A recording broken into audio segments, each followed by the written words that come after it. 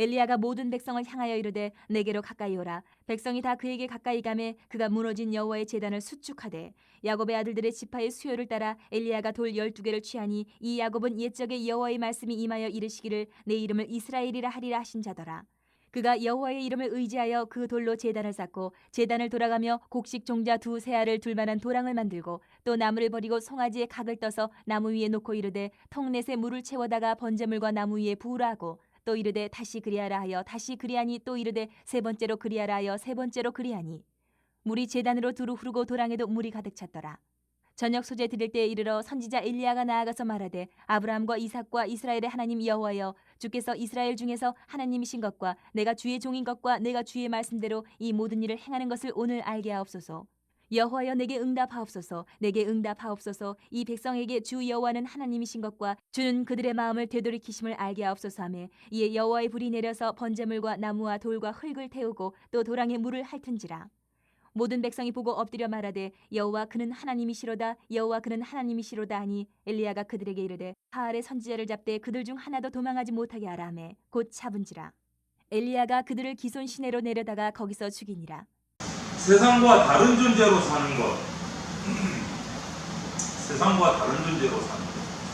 히어로 어떤 게 있을까? 원규야, 세상과 다른 존재로 사는 것.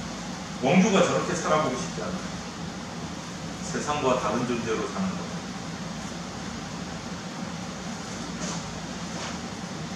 어느 책을 보니까 이제 수필인데 그 중에 이런 글들이 있는 거예요. 기억을 해서. 하루는 길을 가는데 일기예보에 없었는데 비가 쏟아지기 시작했어요. 비를 피하기 위해서 어느 건물 처마 밑으로 싹 피했어요. 길가에서. 그곳에 가니까 벌써 비를 피해서 같은 처지에 청년이 또 한 명 서 있어. 밀방울이 막 더 붉어져요. 할아버지 한 분으로 시작해서 중년 아저씨, 아주머니 한 분이 그 빈틈을 또 파고들었어요. 비가 워낙 많이 오니까 가득 찬 거야. 근데 갑자기 이제 빈자리가 없는데 처마에 등치가 있는 아주머니 한 분이 어깨를 탁 밀면서 치고 들어오는 바람에 제일 끝에 서 있던 이 청년이 얼떨결에 튕겨나갔어. 외소해가지고 또 비를 쫄딱 맞은 거야. 모두 딴 데 쳐다보고 이 청년이 불쌍하지만 그래도 자기가 비 안 맞으니까 이렇게 쳐다보고 있으니까 피하고 있던 할아버지 한 분이 이렇게 말씀하셨어. 그 비를 맞게 된 청년. 젊은이, 세상이 다 그런 거야. 세상이 다 그런 거야. 약육강식이라는 거. 다 그런 거야. 청년이 할아버지를 물끄러미 바라보다가 비를 맞으면서 길 건너편으로 달려갔어요. 잠시 시간이 지났을까? 청년이 이제는 우산을 하나 쓰고 비닐 우산 5개를 옆구리에 끼고 다시 길을 건너와서 이 처마 밑에서 비를 피하고 있는 할아버지한테도 아주머니한테도 그 청년한테도 마지막 자기를 튕겨냈던 등치 큰 아주머니한테도 비닐우산 우산을 하나씩 주면서 이렇게 주고 나니까 그러면서 그 할아버지한테 이 말을 했어요. 할아버지, 세상은 절대 그렇지만은 않습니다. 그리고 사람들이 전부 다 고맙다면서 우산을 쓰고 다 자기 길을 갔어요. 그런데 세상은 다 그런 거야 라고 하던 그 할아버지가 한참 동안 가만히 계시더니 우상을 바닥에 내려놓고 장대비를 맞으면서 그냥 걸어갔습니다. 여러분, 그리스도인은요 세상과 다르게 살아야 되는 존재예요. 저와 여러분. 어떻게 사는 것이 다르게 사는 걸까? 지금 나는 다르게 살고 있을까? 이런 것들 한번 고민을 해보면 좋겠어요. 이스라엘 역사 속에서 가장 악한 왕이라고 평가를 받는 사람이 있어요. 그 사람이 바로 이 아합. 22년 동안 이스라엘을 통치를 했어요. 사마리아라는 곳에 궁전을 짓고 거기서 이스라엘을 22년 동안 통치를 했는데 역사상 가장 악한 왕이에요. 이스라엘 역사상 가장 악한 왕. 그 일면을 보면 어땠냐면 이방 나라에 국제 결혼을 했어요. 정치적인 결혼을 해가지고 수많은 왕비들을 거느렸는데 그 중에 이세벨이라는 여인을 왕비로 맞아들였어요. 그런데 이 아내를 이방 여인을 맞이하면서 이방에서 그 여인들이 가져온 우상들을 하나님을 버리고 섬기기 시작했어요. 특별히 이 이세벨이 가져온 시돈에서 온 바알과 아세라라는 우상을 더 적극적으로 섬겼어요. 이처럼 아합의 시대는 한마디로 이스라엘에서 가장 영적으로 어두웠던 시대. 근데 여러분 이런 말 있잖아요. 어둠이 깊을수록 별은 더 빛난다. 어둠이 깊을수록 별은 더 빛난다. 이 영적인 암흑기에 하나님께서 이 별 같은 사람 엘리야를 딱 준비하셨어요. 엘리야는 아합에게 바알 선지자 450명, 아세라 선지자 400명을 갈멜산으로 올라오라고 했어요. 대결을 합니다. 하나님이 센지 너희들이 섬기는 바알과 아세라가 센지 점검하자는 거죠. 네. 이게 한 번씩 확 넘어가. 살살 넘어가. 몇 개가 연달아. 대결을 하자는 거죠. 이스라엘 백성이 아합 왕이 통치를 하니까, 철권 통치를 하니까 전부 다 아세라, 바알 이 우상을 섬기니까 엘리야가 쉽게 말해서 이거는 아니다. 하나님 앞에서 큰 죄악이다. 그래서 그 선지자들을 불러서 대결을 하자. 갈멜산으로 다 모여라. 결투를 실천한 거예요. 결투를. 바알이 진짜인지 아세라가 진짜인지 하나님이 진짜인지.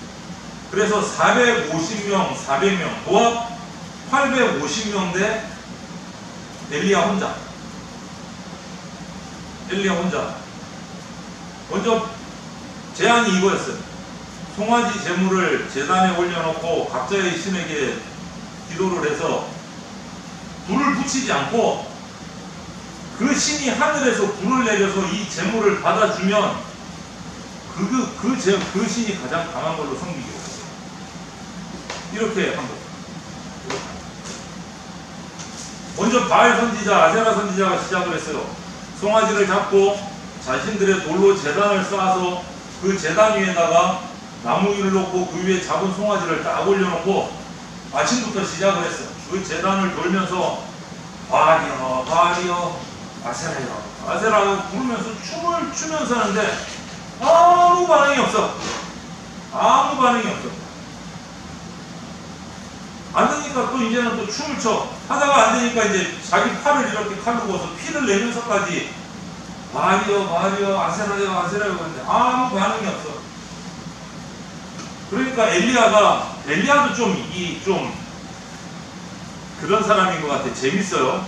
하도 안 내리니까 아침부터 시작해서 정오 12시까지 오전을 그냥 거의 계속 도는 거야. 그래도 아무 반응이 없으니까 이 선지자들, 바알하고 아세라 선지자들한테 뭐라고 조롱을 했냐면 엘리야 선지자가 좀 더 열심히 해봐봐. 좀 더 크게 해봐봐. 혹시 잠자는 거 아니야? 바알 신이 잠들었는가 보다. 좀 더 큰 소리로 외쳐봐봐. 잠 좀 깨게. 어디 외출했는가 보다. 좀 크게 불러봐봐. 계속 조롱을 한 거야. 그러니까 이 사람들이 이제 또 화가 난 거지. 칼로 피를 흘리고 그러면서 계속 돌면서 바알이여, 바알이여, 아세라여, 아세라. 아무 소식이 없어. 저녁 때까지 하루 종일 했는데도 소식이 없어. 아무 소리도 없고 응답도 없고. 그래서 이 850명은 실패. 이제 엘리야 선지자 한 명의 순서가 됐어요. 이스라엘 백성들 거기 구경하고 있는 이스라엘 백성들 누가 이기나 보자. 누가 진짜인가 보자 하고 있는 백성들을 불러다가 하나님의 단을 쌓자. 돌을 들고 와. 돌을 가서 단을 쌓았어. 단을 쌓고 제단을 만들고 이스라엘의 지파가 12지파란 말이에요. 우리에는 도가 있잖아요. 거기 12지파가 있어요. 12지파의 숫자대로 송아지를 12조각을 냈어요. 12조각을 내고 12돌을 갖고 와서 제단을 쌓고 그 위에 송아지 12조각 있는 송아지를 얹고 그걸로 끝난 것도 아니야. 더 확실하게 하려고 아니 불이 붙으려면 물이 있어야 돼 없어야 돼 준서가 불이 잘 붙으려면 물이 없어야 되잖아. 그런데 엘리야가 이스라엘 백성들한테 야 도랑에 가갖고 물을 좀 떠와가지고 와. 물을 떠와라. 아니 불 붙어야 되는데 왜 물? 그랬더니 물을 떠왔더니 그 송아지 번제물 위에 제단 위에다가 물을 부어라. 아니 지금 불을 붙여야 되는데 물을 부으래. 그것도 한 번도 아니고 한 번, 두 번, 세 번. 이제 송아지 그 재물이 흠뻑 젖고 나뭇가지도 흠뻑 젖고 물이 줄줄줄 제단 사이로 흘러내려가지고 제단 주변에 물이 도랑이 가득 찼어. 근데 거기에 무슨 물을 붙이겠냐? 엄청난 물을 갖다 부으라고요. 결국은 엘리야는 하나님에 대한 믿음이 있어요. 세상 사람과는 다른 스타일이에요. 저렇게 되겠어? 왜 물을 부어? 이러고 하는데 물을 더 부어. 한 번 더, 한 번 더, 세 번을 붓고 나서 하늘에서 내려오는 하나님의 물이 조작이 아니라는 것을 확실하게 보여주기 위해서 물을 갖다 부었어요. 세 번이나. 그 후에 엘리야는 이 바알 아세라 선지자처럼 막 미친 듯이 피를 흘리면서 돌고 부르짖은 게 아니야. 제단 앞에서 하나님 앞에다 엎드려서 진실하게 기도했다. 하나님의 종인 것 내가 그리고 하나님의 말씀을 지금까지 순종해온 것들 주님 아십니다. 이제 이 이스라엘 백성이 우상을 떠나서 하나님이 진짜 하나님이신 것을 제발 이들이 보게 해달라고. 딱 그 기도 한마디, 뭐 하루 종일 춤추고 논 것도 아니야. 그 기도 한 번 딱 했을 때 하늘로부터 불이 내려와서 그 젖은 물을 다 증발시키고 소재물을, 송아지를 다 태워가지고 오늘 성경을 보면 뭐라고 되어 있어요? 번제물과 나무와 제단과 심지어는 제단 주변의 흙과 도랑의 물까지도 싹 다 태워. 엄청난 물이에요.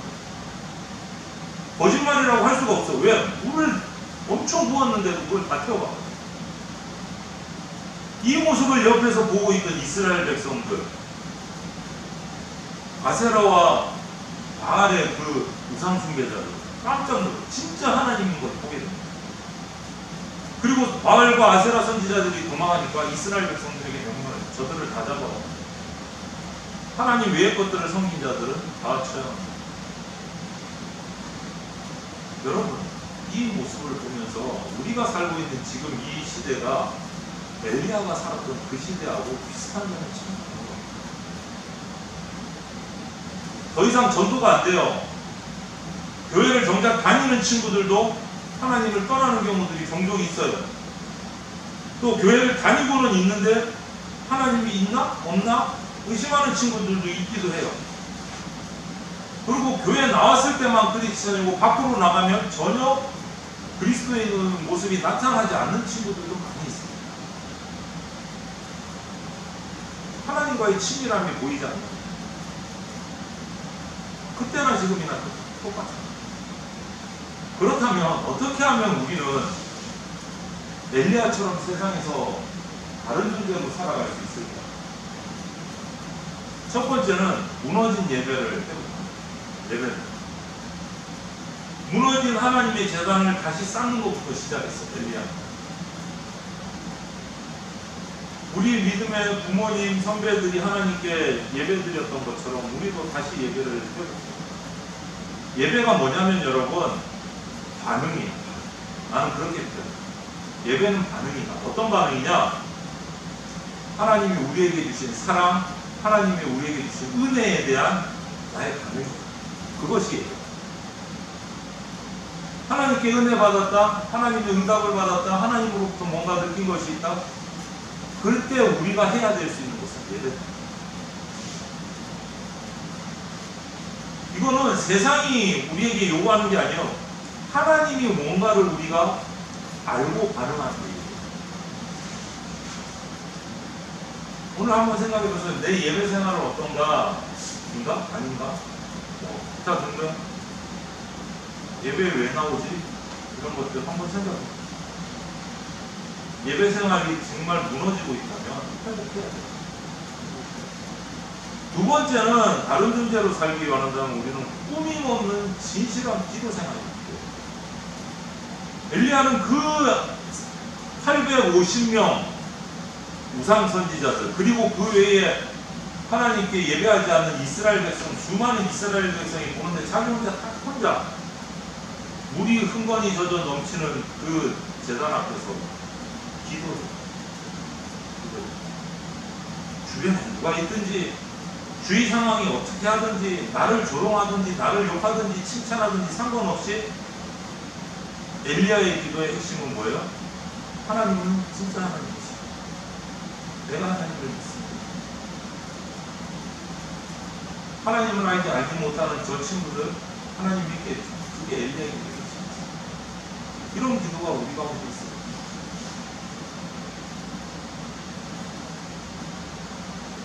마지막으로 한 가지는 뭐냐? 세상적인 가치와는 구별된 생활을 엘리야 보세요. 하늘로부터 불이 내려와서 그 모든 것을 다 태운 후에 그 거짓 우상을 섬기고 있는 선지자들을 사람들이 다 알게 되었을 때 한 명도 살리지 않고 그들을 다 잡아들였어요. 어떤 친구들이 이거 보면 진짜 잔인하다, 용서해줘야지, 그리스도인이면 용서해줘야지 이렇게 생각할 수도 있어요. 그런데 여기에서 얘기하는 하나님은 다른 자들은 용서해 주시는데 우상 숭배에 관해서는 하셨어요. 왜? 두 마음을 품었어. 두 마음. 두 주인을 섬길 수 없다는 거예요. 저와 여러분이 하나님을 사랑하면 세상을 사랑할 수 없어요. 반대로 세상을 사랑하면 하나님을 사랑합니다. 하나님과 세상을 둘 다 사랑한다고 말하는 친구가 있다면 그것은 하나님을 사랑하지 않습니다.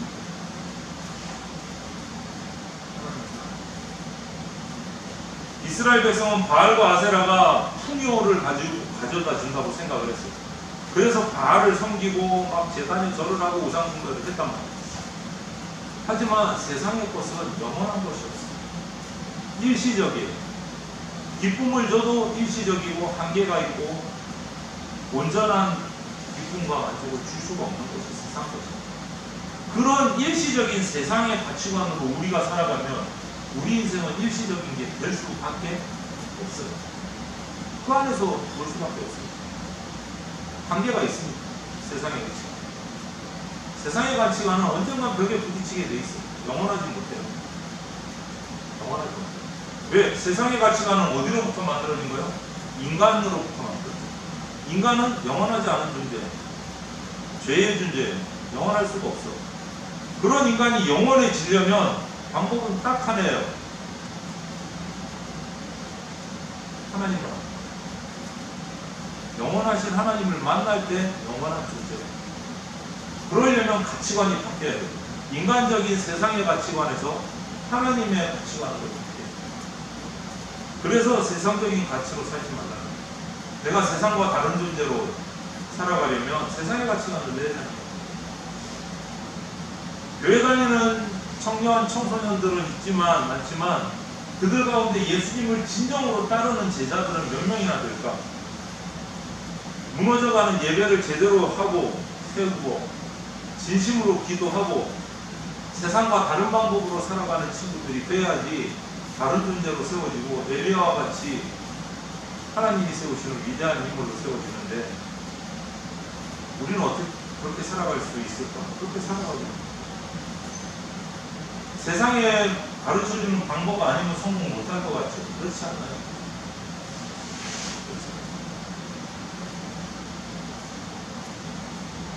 며칠 지난주에 여기 한빛교회에 소향이 왔어요. 소향 누군지 알아요? 가수 소향 여자 몰라요? 소향은 못 들어봤구나. 오늘 숙제 예배 마치고 집에 가거든 유튜브에서 소향을 검색해서 노래를 들어보다 어느 정도로 잘하는지. 소향은 원래 찬양사였잖아요. 가수로 나오기 전에.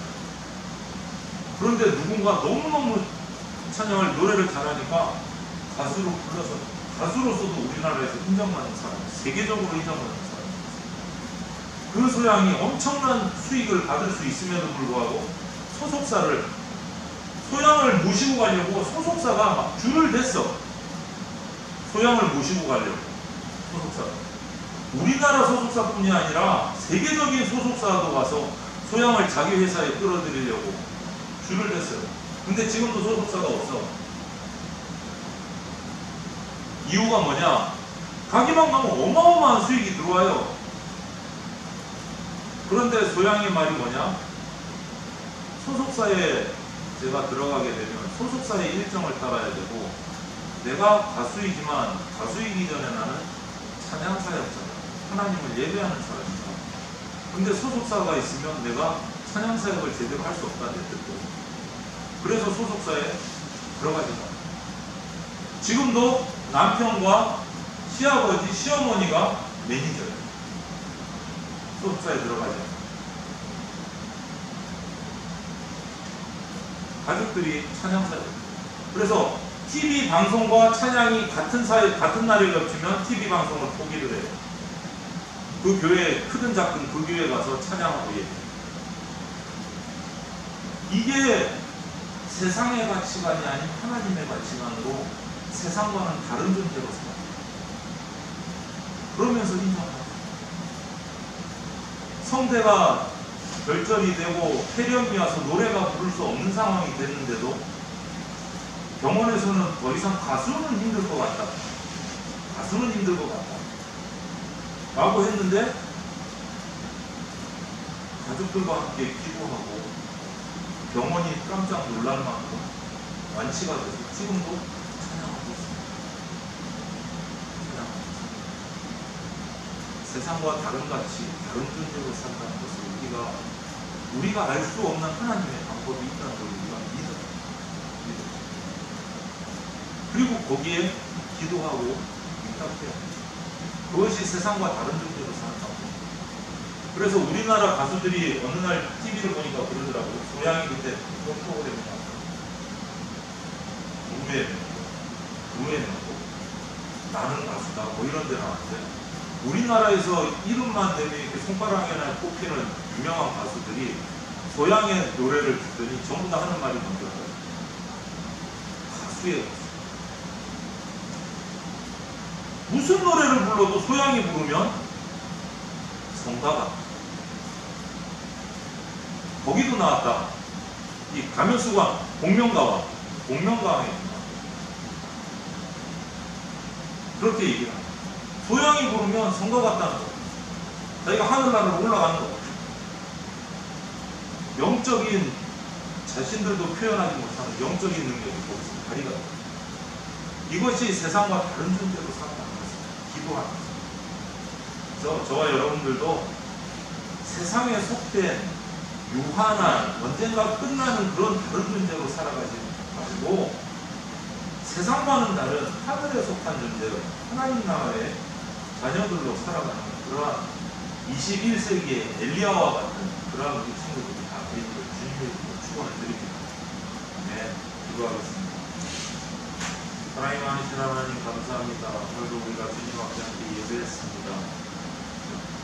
엘리야와 같이 세상을 거스르며 강물을 거슬러 뛰어 올라가는 연어와 같은 생명력이 말씀 가운데 있음을 우리가 알고 하나님의 말씀을 따라 살아감으로 세상을 거슬러 올라가는 세상을 정복하고 다스리는 하나님의 일꾼 엘리야와 같은 주의 백성들이 되게 하여 주시옵소서.